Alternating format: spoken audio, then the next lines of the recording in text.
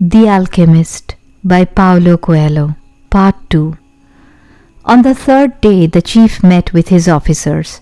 He called the alchemist to the meeting and said, "Let's go see the boy who turns himself into the wind." "Let's," the alchemist answered. The boy took them to the cliff where he had been on the previous day. He told them all to be seated. "It's going to take a while," the boy said. "We are in no hurry," the chief answered. "We are men of the desert." The boy looked out at the horizon.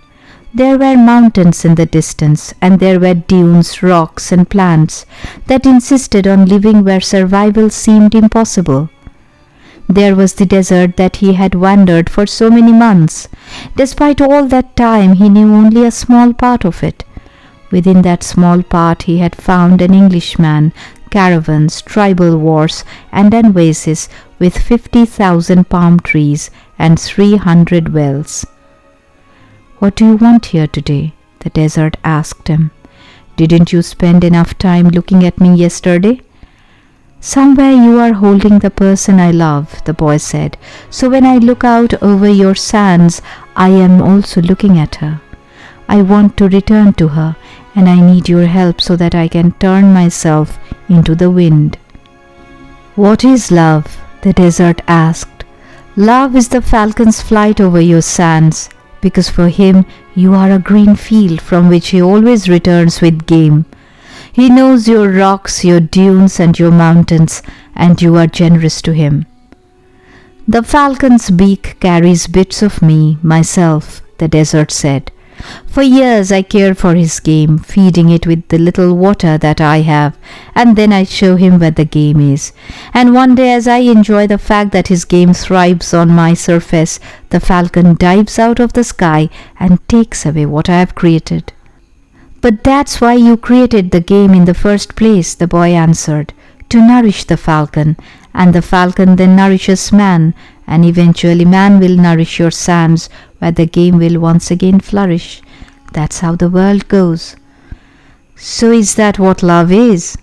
"Yes, that's what love is. It's what makes the game become the falcon become man, and man in his turn the desert. It's what turns lead into gold and makes the gold return to the earth." "I don't understand what you're talking about," the desert said, "but you can at least understand that somewhere in your sands there is a woman waiting for me, and that's why I have to turn myself into the wind." The desert didn't answer him for a few moments. Then it told him, "I'll give you my sands to help the wind to blow, but alone I can't do anything. You have to ask for help from the wind." A breeze began to blow.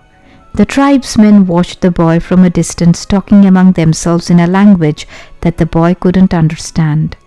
The alchemist smiled. The wind approached the boy and touched his face.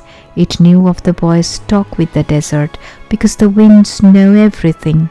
They blow across the world without a birthplace and with no place to die. "Help me," the boy said. "One day you carried the voice of my loved one to me." "Who taught you to speak the language of the desert and the wind?" "My heart," the boy answered. "The wind has many names. In that part of the world it was called the Sirocco, because it brought moisture from the oceans to the east. In the distant land the boy came from, they called it the Levanter, because they believed that it brought with it the sands of the desert and the screams of the Moorish wars. Perhaps in the places beyond the pastures where his ship lived, men thought that the wind came from Andalusia, but actually the wind came from no place at all, nor did it go to any place. That's why it was stronger than the desert. Someone might one day plant trees in the desert and even raise ship there, but never would they harness the wind." "You can't be the wind said. "We are two very different things." "That's not true," the boy said. "I learned the alchemist's secrets in my travels. I have inside me the winds, the deserts, the oceans, the stars, and everything created in the universe. We were all made by the same hand, and we have the same soul. I want to be like you, able to reach every corner of the world, across the seas, blow away the sands that cover my treasure, and carry the voice of the woman I love. I heard what you were talking about the other day with the alchemist, the wind said. He said that everything has its own destiny, but people can't turn themselves into the wind. But teach me to be the wind for a few moments, the boy said, so you and I can talk about the limitless possibilities of people and the winds. The wind's curiosity was aroused, something that had never happened before. It wanted to talk about those things, but it didn't know how to turn a man into the wind. And look how many things the wind already knew how to do. It created deserts, sank ships, felled entire forests, and blew through cities filled with music and strange noises.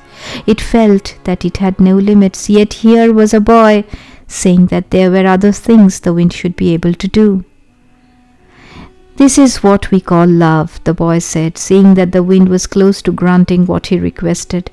When you are loved, you can do anything in creation. When you are loved, there's no need at all to understand what's happening, because everything happens within you, and even men can turn themselves into the wind, as long as the wind helps, of course. The wind was a proud being, and it was becoming irritated with what the boy was saying. It commenced to blow harder, raising the desert sands, but finally it had to recognize that even making its way around the world, it didn't know how to turn a man into the wind, and it knew nothing about love. In my travels around the world, I have often seen people speaking of love and looking toward the heavens, the wind said, furious at having to acknowledge its own limitations. Maybe it's better to ask heaven. Well then, help me do that, the boy said. Fill this place with a sandstorm so strong that it blots out the sun. Then I can look to heaven without blinding myself. So the wind blew with all its strength, and the sky was filled with sand. The sun was turned into a golden disk. At the camp it was difficult to see anything. The men of the desert were already familiar with that wind. They called it the simum, and it was worse than a storm at sea. Their horses cried out, and all their weapons were filled with sand. On the heights, one of the commanders turned to the chief and said, "Maybe we had better end this." They could barely see the boy. Their faces were covered with blue clothes and their eyes showed fear. "Let's stop this," another commander said. "I want to see the greatness of Allah," the chief said with respect. "I want to see how a man turns himself into the wind." But he made a mental note of the names of the two men who had expressed their fear. As soon as the wind stopped, he was going to remove them from their commands, because true men of the desert are not afraid. "The wind told me that you know about love," the boy said to the sun. "If you know about love, you must also know about the soul of the world, because it's made of love." "From where I am," the sun said, "I can see the soul of the world. It communicates with my soul, and together we cause the plants to grow and the ship to seek out shade. From where I am, and I am a long way from the earth, I learned how to love. I know that if I came even a little bit closer to the earth, everything there would die, and the soul of the world would no longer exist.